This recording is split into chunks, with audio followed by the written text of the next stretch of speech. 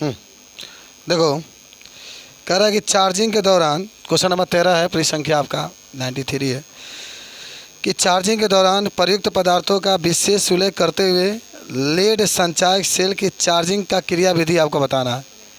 जौन सेल है ना, कल आप पढ़े तो याद करिएगा कि कैसे सेल चार्जिंग होता है। तो आपको याद होगा जो लेड सल्फेट होता है ना, वह 2 इलेक्ट्रॉन को ग्रहण करता है, और लेड में और सल्फर डाइसल्फेट में क्या आता है, टूट जाता है।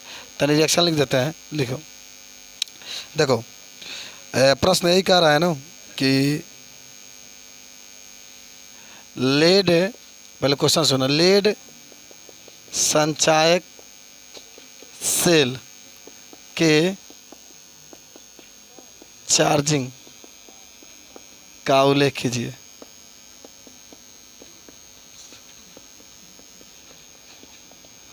हाँ, लेड संचायक सेल के चार्जिंग का क्या करना है, उल्लेख करना है। तो देखो, हम लोग जानते होंगे सभी लोग कि किसी भी सेल को चार्ज करने के लिए बाहर से उसको ऊर्जा दी जाती है, माने बाहर से उसको विद्युत को प्रवाहित किया जाता है। याद है ना, अरे मोबाइल में चार्ज करना है तो बाहर से आप इसके अंदर विद्युत प्रवाहित करेंगे ना। तो जब बाहर से विद्युत प्रवाहित करते हैं तो ये आपका क्या होता है, विद्युत ऊर्जा रासायनिक ऊर्जा में बदल जाता है। पढ़े हैं आप इसको, याद बा, मोबाइल बा, तो आप इसमें प्लग खोसेंगे तो विद्युत ऊर्जा जाएगा, और जा करके अंदर किस में होता है, रासायनिक ऊर्जा में। तो पहले एक पॉइंट लिख लो, लिखो, देखो, जब उत्तर माने आपका है कि जब लेड संचायक सेल को चार्ज किया जाता है, जब लेड संचायक सेल को क्या किया जाता है, चार्ज किया जाता है, तब बाहर से विद्युत ऊर्जा प्रवाहित की जाती है, प्रवाहित की जाती है। और याद करिएगा, और यह विद्युत ऊर्जा रासायनिक ऊर्जा में बदल जाती है। एकदम पूरा याद रखिएगा इसको। और ये विद्युत ऊर्जा रासायनिक ऊर्जा में बदल जाती है। सिंपल से बात आपका होगा। चलिए, यही बात आपका है कि हम लोग जब किसी भी सेल को, यानी लेड संचायक सेल का मतलब ये द्वितीयक सेल है, जब हम इसको चार्ज करते हैं तो बाहर से इसके अंदर विद्युत ऊर्जा प्रवाहित की जाती है, और यह विद्युत ऊर्जा जब अंदर जाता है, सेल के अंदर जाता है, तो रासायनिक ऊर्जा में बदल जाता है। तो एक समीकरण में लिख लेते हैं। तो लिख लेना कि इसकी अभिक्रिया निम्न है, इसकी अभिक्रिया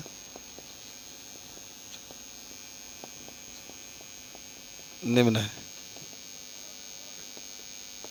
2 पदों में रिएक्शन होता है ना। तो पहले आपके पास होता है लेड सल्फेट, ये 2 इलेक्ट्रॉन को ग्रहण करता है, तब बनता है लेड आ प्लस सल्फेट। लेड बनता है प्लस, अरे नमस्कार,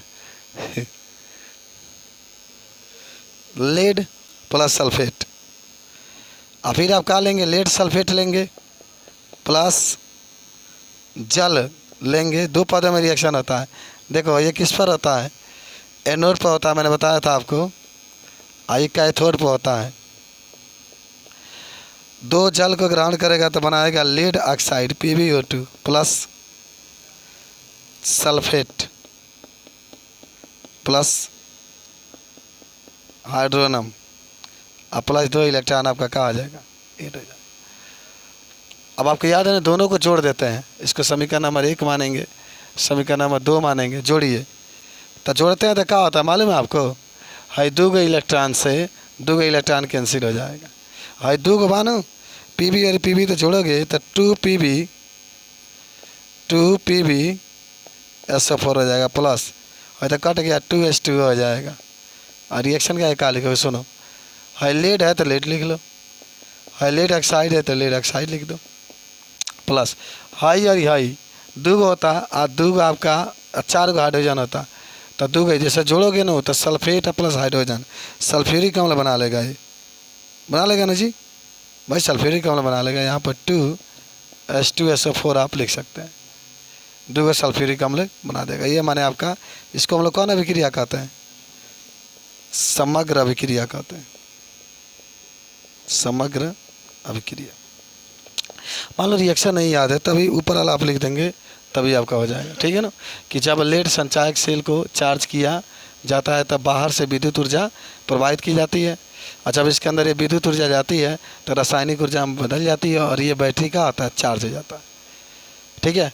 इसकी अभिक्रिया निम्न होती है। नोट पर आपका लेड सल्फेट है, 2 इलेक्ट्रॉन अब चयन हो रहा है ये, क्योंकि 2 इलेक्ट्रॉन को ग्रहण कर रहा है, तो लेड सल्फेट आपका रहेगा, प्लस 2 इलेक्ट्रॉन ग्रहण किया तो लेड बनेगा और प्लस सल्फेट आपका बनेगा।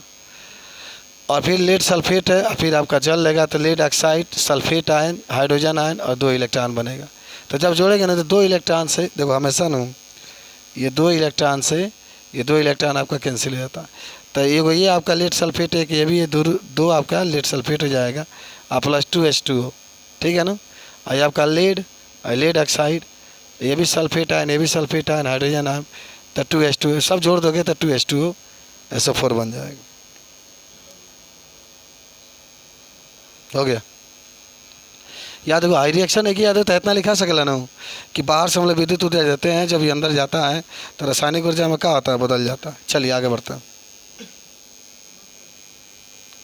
पढ़ ले, टेस्टवा दे देना था नहीं जाते वक्त। हाँ तो क्वेश्चन ये है कि हाइड्रोजन को छोड़ करके, देखो ना क्वेश्चन नंबर 14, हाइड्रोजन को छोड़ करके ईंधन सेलों में प्रयुक्त किए जाने वाले 2 अन्य पदार्थ बताइए। याद है? अच्छा हम बताए थे 3 पदार्थ का यूज किया जाता है, कौन कौन? गुनानो एक आपको कार्बन, एक आपको बताया गया था मेथनॉल बताया गया था आपका, एक मेथेन बताया गया था, और एक क्या बताया गया था? हाँ तो चलिए इसमें देखो हाइड्रोजन कह रहा था, हाइड्रोजन को छोड़ करके अन्य 2 पदार्थों का नाम आपको बताना, तो मिटा दे इसको। मेथनॉल का सूत्र क्या होला बताए? क्या मेथनॉल के सूत्र? अरे CH3OH होता है ना, इसको हम लोग मेथिल अल्कोहल भी कहते हैं। चला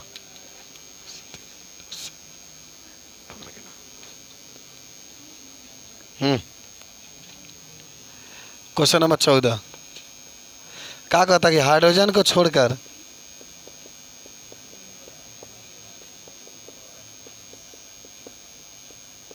अन्य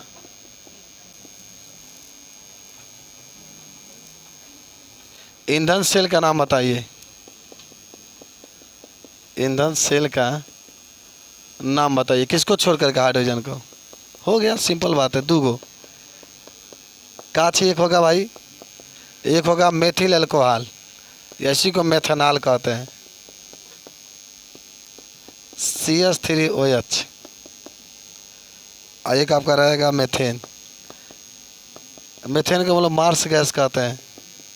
चलिए है जो आपका आता है ना मेथेन रहता है, याद रखिएगा, LPG गैस में मेथेन यही महकता आपका है। मेथेन को मार्स गैस कहा जाता है, ठीक है, सरगल स्थान पर उपस्थित होता है।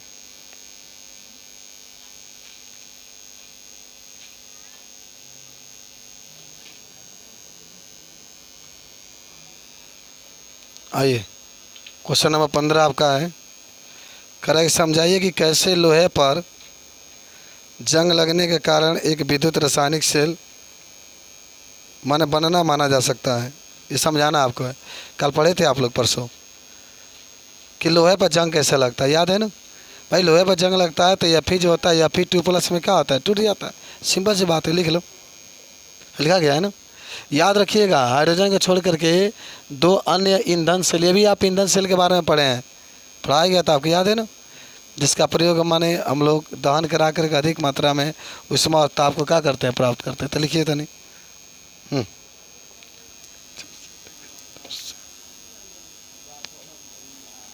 चलिए 15 आपको याद होगा कि लिखेंगे कि जब लोहे के सतह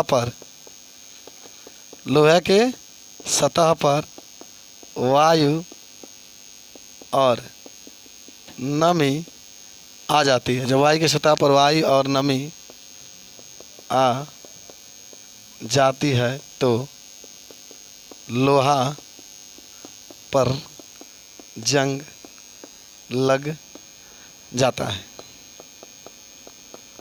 जिसे संक्षारण कहते हैं।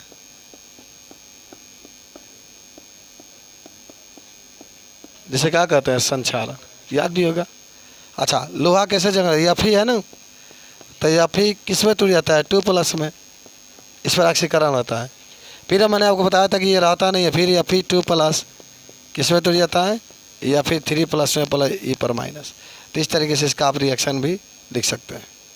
ठीक है, ये बात आपका रहेगा।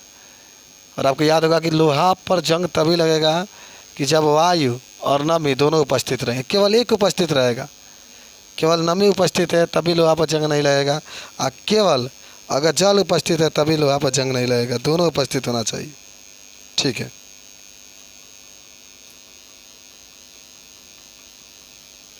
तो ये 3 क्वेश्चन था आपका खत्म। अब यहाँ से तुम लिखते चलना, ठीक है ना? अभ्यास प्रश्न से। आओ, किताब कहाँ है? हाँ,